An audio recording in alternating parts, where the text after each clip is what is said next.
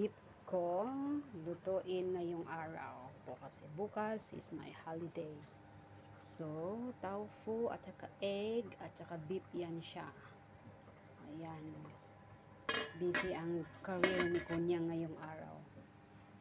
Busy day.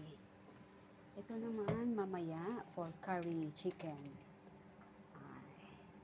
Cooking for today. Busy day ang Kunya ngayon. Kasi bukas holiday, ang daming lulutuin. 3 lulutuin. 2 kinds. Ayan.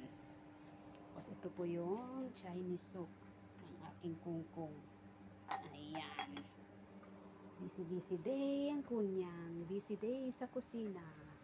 Ay, mamaya naman ito. Chicken curry. Okay. Ito po yung aking beef. Ay, naku, Diyos ko.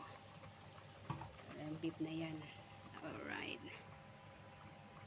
Okay, cooking for today.